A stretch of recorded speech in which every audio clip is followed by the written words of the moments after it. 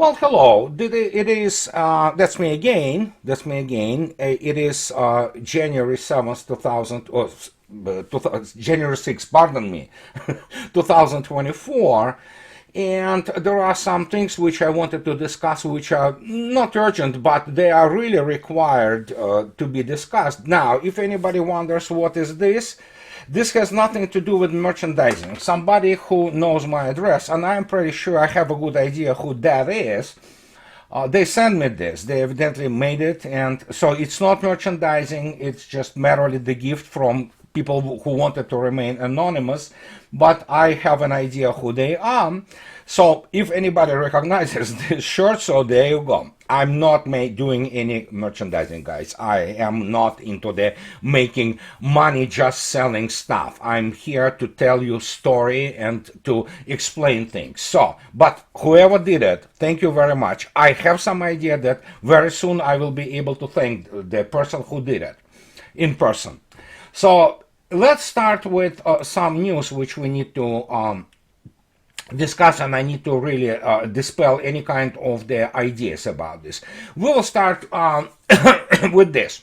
Now, Bloomberg, the same as pretty much most of the Western media, and you know, Western media, legacy media, is just basically their propaganda outlets. They suddenly say that Russia used North Korean missiles in Ukraine attack. US says. Well, what US says, we know that basically they make stuff up, such as Mr. Kirby, for example, who sits there with his department. He's allegedly is an admiral who wouldn't be able to recognize the difference between destroyer and a cruiser. But hey, you know, he's an admiral. So, and they make this stuff. Look at this. Russia fired missiles provided by North Korea at targets in Ukraine as part of an aerial barrage in recent weeks, according to a recently declassified US intelligence assessment showing Moscow growing reliance on other countries to wage its war effort. So this was stated by John Kirby, and of course he was parroting the BS which is spewed by Ukraine, and so this is the only thing they do. And again, you have to understand, John Kirby knows nothing about North Korea other than the talking points. But they obviously, I have exchanged with my friends, and they ask, hey, could it be that North Koreans have been allowed to try their, operational tactical systems in Russia? Certainly not over the realm of possibilities, but this whole thing, this whole narrative is about Russia, disintegrating, not having, running out of missiles. This is the only thing they can do, and this has everything to do with the incredible butthurt and professional envy and understanding of the scale of miscalculation. Russia produces, in terms of the standoff smart weapons, high precision weapons, actually order of magnitude more than combined West. So it's another story, so to speak. And if that hasn't been enough, we have this thing, which actually RIA News yesterday, they stated that Kiev complains that on December 29th and January 2, that those barrages, they're no barrages, they're salvos, and they're very well timed salvos. They have the structure, they have appropriate targeting and things of this nature. So on December 29th and January 2, they also hit our enterprises that produce modern equipment, unmanned aerial vehicles, and also to the places where our latest missiles were developed. That's where the strikes were struck. The analyst, Alexei Hetman from Armed Forces of Ukraine, he admitted this. According to him, the significant losses of the military-industrial complex of Ukraine became possible thanks to the reconnaissance activities of Russians. Hetman also expressed the opinion that information about strategic facilities is drawn from the open sources on the internet. Well, of course it is drawn from the also open sources on the internet, but you have to understand, especially when you consider that Russia launched yet another batch of satellites, which are definitely Ministry of Defense satellites. They are recon satellites, and Russia gets increasingly better and better targeting at the targets, which this time it wasn't as, New York Times tries to say, 40 civilians died throughout those barrages. Well, let me put it this way. Those strikes have been primarily at military industrial targets, and the remnants of the Ukrainian military-industrial complex. They cannot produce anymore, basically, any tank, they cannot even, can barely repair that equipment. And if that hasn't been enough, we have this thing. So it is New York Times, and, they are just, they have to live with this. They write this today by Mark Santor, so another probably, loony who has no idea what he's writing about and probably spread Ukrainian propaganda. But even they begin to say that Ukraine's Patriot defense is at work, shuddering booms and bursts of light. The American-provided air defense systems have helped Ukraine defend itself against Russian assaults, but Washington has warned that it will not be able to keep them supplied for much longer. Well, the reason for that is very simple. Very simple, because actually Patriot, PAC-3, all those iterations of PAC-2, advanced variants, and PAC-3 have been completely shown absolutely impotent against the modern cruise missiles, and what can I say? So they will not be able to provide them much longer because they don't have many of them, and as I already stated, United States many times, United States doesn't really have that good of air defense. It's not a system. It's the combination, the crop of all kinds of the Patriot batteries, thrown around here and there, and they do not have the real serious defense, such as, for example, Russian system. And again, the key word here is systems. A system, it's just thing which, is constituted of many parts which work together as a single organism. But so there we go. But this is not what I really wanted to talk about. It just, because there is an issue here which came out, which is so unbelievably funny that let me put it this way. I'll start with this foreign affairs thingy. And the article written by some amateur from Royal United Force, United Services Institute, RUSI, and here it is. Foreign affairs, thanks to my readers on my blog. I don't really read that much this foreign affairs because mostly what they print there is crap. It's by the good old boys from Washington primarily who have zero life and academic experiences in anything, but here they are. So, we have this thing, just the war in Ukraine is not a stalemate. It's on January 3rd. Last year's counteroffensive failed, but the West can prevent a Russian victory this year. It is written by Jack Watling. And so, what he writes is this. The perception of an indefinite but static conflict is causing a sense of fatigue in the capitals of Ukraine's partners. If neither side is likely to make substantial progress, the status quo appears stable, demanding little urgent policy attention. Obviously, it's a completely contrived thing because Russians advanced along the whole front, and actually, if you read the news from special military operations, the defenses are beginning to disintegrate now in earnest. I'm talking about Ukrainian defenses. But hey, this is Mr. Jack Watling, and he's from this Royal United Service Institute. Supposedly he is a great British military thinker, right? Well, guess what? So here's the guy. He writes this, continues to write in the Foreign Affairs, and this basically exposes you to the level of the sheer stupidity and ignorance of those people. Here it is.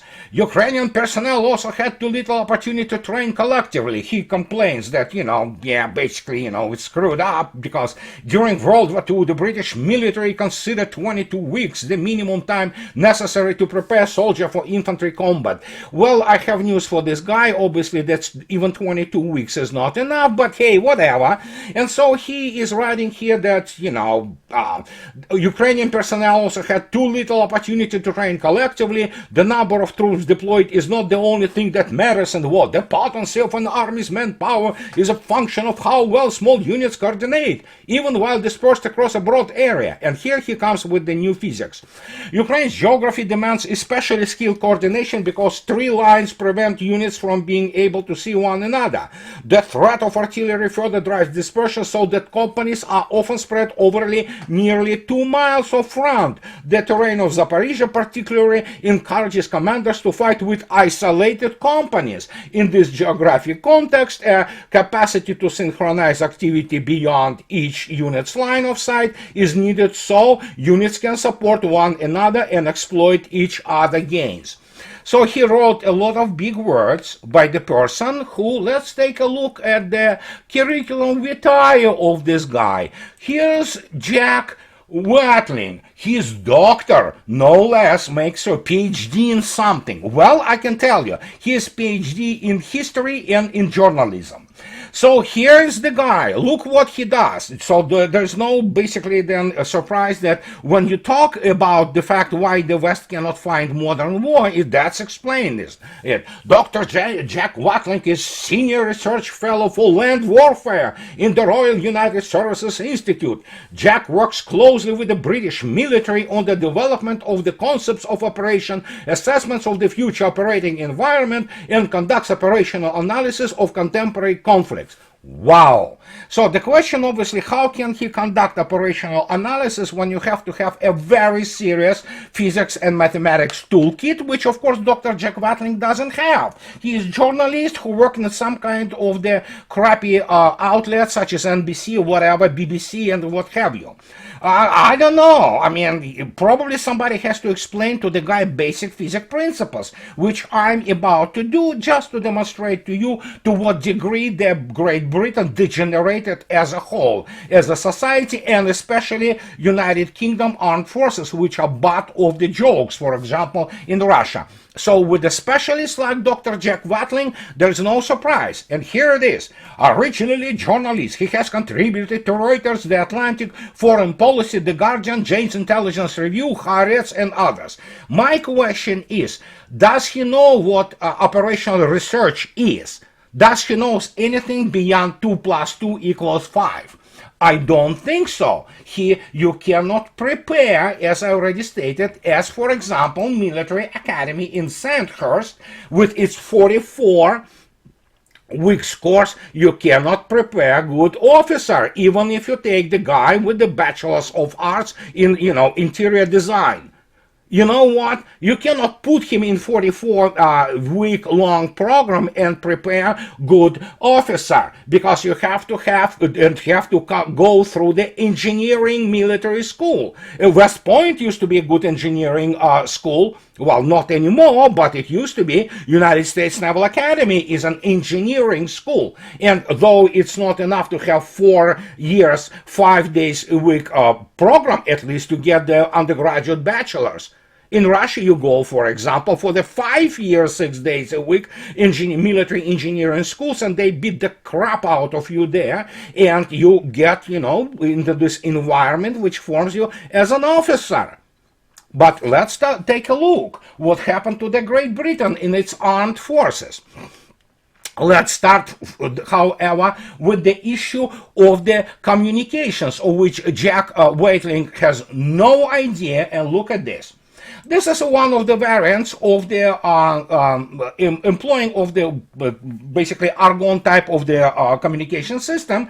And as you can see yourself, you see there, you see those really thingies in the squares? If you don't have the good line of sight, well, there is a formula which you calculate the appropriate radio horizon, which allows you to communicate in the FM diapason. Actually, most of the modern radio stations operate dual operation, FM and AM, albeit, of course, and the AM that transfer of information is much slower. But look at this. Zoned routing radio relay station. Zoned routing relay stations. All relay stations. What are we talking about? Well, here it is. Let's take a look at the latest radio equipment which Russian troops use. It basically arrives to the Russian troops in increased amounts now, and most of the frontline units are equipped with this. As you can see yourself, this is Rosoboron Expert. They offer this actually to for export, obviously with a little bit limited capability, unlike it is for the Russian troops. But as you can see yourself, this allows you to have the carry-on stations, basically radios, which Russian troops carry. And there is also, you know, those silver boxes. It is also the what is called the on-mounted radio station, because it has more power and it has more range as such. So if we take a look at the hazard, here are the explanation of the first the number of the jumps over the frequency, which allows also to create more stability and defense. But here it is, the maximum range of in the AM diapason is up to 500 kilometers and FM up to 20. Well, realistically, depending on the terrain, of course, it's usually, you know, that it's reliable on the, you know, in the line of sight, about 7 to 10 kilometers. But here is the funny thing about this whole radio. Each of these small things, as I'll show you it again, you see those things, they can serve as the relay station. That means if you cannot command your couple of the companies, so what you do? Well, correct, you get the people from some squad, you get a couple of them, they are armed and all that, and if need be, they go on the top or near the top of the whatever the hill is there. Let's say like in Zaporizhia. Zaporizhia doesn't have any serious mountains or obstructions for their line of sight, and guess what? They operate as the relay stations, thus increasing dramatically their range of their communications. And of course, in this case, even if you hold with your company the 2-mile wide front, you still can maintain the connection to your basically neighboring units. And if you lose the connection, it's usually the right side unit which continues to actually provide communications in the whatever company and battalion size the communications network. But of course, this is not known to Mr. Watling, because obviously he is a journalist. He was taken for the right AMSA way in Afghanistan on some British helicopter. But of course, he never heard about this. This is just basic thing. It's called the general tactics of the control of the subunits during the battle. It's in the open. It's absolutely not secret. But let me show you even more. What he doesn't know, Mr. Watling, that because of course Russians takes the communications extremely serious. Here it is. Let me show you him what he doesn't know, and which doesn't exist neither in the United States nor let alone in Great Britain. Let me show you this. And a number of my friends, senior officers, graduated it after graduating 5-year-long military communications academies. They ended up 2-year, what is called, nowadays they unified it into their subdivisions. It's called the Military Academy of Communications, named after Budyonny in St. Petersburg. They prepare, it's the equivalent of war college, where you go and you literally for another 2 years as the officer, you're trained into the all issues related to the command and control and communications and computers. C4. You see, not 44 weeks, my friends. I mean, way longer than that. And you're already going into this academy as an officer with the graduate degree of the specialist. So, but just to demonstrate to you, because they unified it during Mr. Serdikov reforms, they also now have the classic, cadets, which you go in from the age of 18 and you study there for 5 years, 6 days a week, and you are graduated like we did, as the lieutenant, and you go, tactical level commander. So here is this what they do nowadays in this academy of the communications. Here's the graduation, including some girls, by the way. As you can see yourself, that's their graduation. In the academy, as you can see yourself, they were obviously lieutenant epaulets. They are communication specialists. Here is the one of the probably class rooms, as you can see yourself, by the chevrons, 5 years. You see, these are guys who are ready to graduate, and they will become the armed forces specialists in everything related to command and control and communications.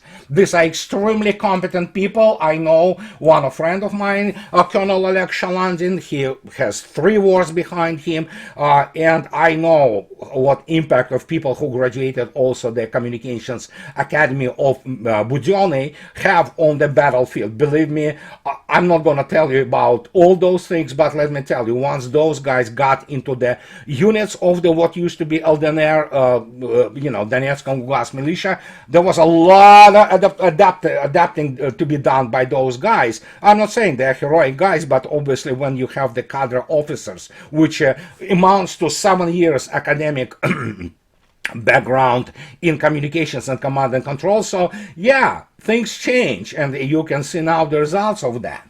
But this is just it. If that hasn't been enough, well, we have this other thing. As you can see yourself, this is the main entrance to the Naval Academy, which is now Naval Institute of the Popov in St. Petersburg. It's called the Naval Institute, High Naval Institute of Radio Electronics. Guess what? They prepare specialists on communications. They have the whole department dedicated only to that. They provide all kinds of communications and command and control issues for the Navy and naval adjacent units. But many of them did serve in the combat zones as the communications officers. So as you can see yourself, when you have compare this to some guy with the journalist degree from, well, just let me put it this way. RUSI is not a serious organization. It's the same shyster collection of all those, officers from the British Army. They hire, like Rand, hire old people who have no clue, but they have the credentials for some, I don't know, journalism, public relations, communications, what have you. I'm not talking about radio communications. I'm talking about communications when you know how to bow to your Japanese partners at the business meeting. And so when you look at this, like, yeah, sure, then no wonder they cannot fight war. But if United States cannot fight a real modern war, talk about British Army. Let me demonstrate what British Army today is. Army, as always is the case, is actually the reflection of the society. So let's take a look, for example. This is from 2001. They talk about that, oh yeah, the British Army Heavy Division comes applied. The British Army will be capable of fielding a warfighting division by 2025. However, it will be smaller, less heavy, and have less modern armor than originally planned. The shortfall in armor is the result of procurement problems compounded by inadequate funding. The outcome is that the Army will deliver considerably less near-term capability. That was the goal. So they will be able to deploy 2 brigades, and only one of those brigades will be armored brigades capable of maneuver. I mean, like, wow. Rather than being able to field a division with 3 brigades, 2 armored infantry brigades, and strike brigade, the division would consist only of a 2 single armored infantry brigade. That's the state of British Army. Now let me start showing you why, for example, you cannot take RUSI seriously as anything which comes out of the British Defense Ministry, because it is packed with the amateurs. And here it is. If you think so, this is not real. I mean, I know it's freaking surreal. And here it is. I cannot believe myself reading this, but it's today. And look at this. London is scrambling to replace Rear Admiral Simon Asquith, the Navy Director of Submarines. The UK Royal Navy has been forced to post jobs ads on LinkedIn as it seeks to hire a new Rear Admiral to preside over the country's submarine fleet, a move dubbed unprecedented and shameful by British military sources. And the advertisement was spotted by UK media, and Times reported that there is currently no one serving who is suitable to replace outgoing submarine director Rear Admiral Simon Asquith, or who is willing to do so. And it also suggests that a highlight a recruitment crisis in the British Armed Forces. I have a couple of my classmates, former commanders of the SSKs and nuclear submarines, and who worked in the staff of the Navy. Navy, I can ask them, but I don't think so they will allow to serve them. But believe me, I know the guys, they are my friends. They will straighten this thing really fast. I mean, and believe me, they qualify, to put it mildly. But hey, those are Russians, and obviously modern British armed forces don't like Russians, because obviously they suffer from the acute case of the absolute reasonable complex of inferiority and professional envy. And to demonstrate to you what they were doing, how you cannot take any British officer, like these colonels and generals of the infantry and land forces and British Army, you can actually take a look at the fact how where United Kingdom or British Army behaved itself in Afghanistan. And so you see, they have the guy comes up, UK military not defeated in Afghanistan, says the head of British Armed Forces. The UK may be withdrawing most of its troops of Afghanistan, but it was not defeated on the battlefield, the head of the British Armed Forces has said. Well, the head of the British Armed Forces has to attend real military academy and learn that the wars are fought and won on the operational and strategic level. And the fact that some more trained British soldiers engaged in some firefights with Taliban means absolutely nothing when you already have been actually there.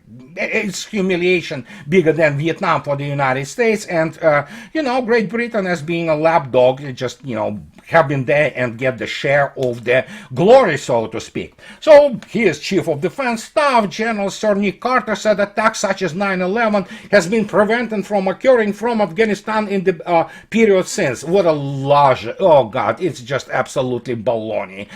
We still do not know the whole story behind 9/11, but hey, whatever.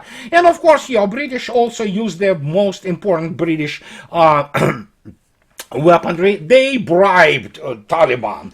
Taliban bribed not to fight and run up to withdrawal of British troops from Afghanistan. And this is from Express. Yes, it is obviously the British tabloid, but guess first, Britain doesn't have anything but tabloids. And people who work in British media, they are all tabloid level experts, so to speak. And as the aim, as planners say, is to limit the exposure of British and NATO troops to enemy attack. So while I remember when this came out 10 years ago, everybody laughed at it, really, how to put it politely.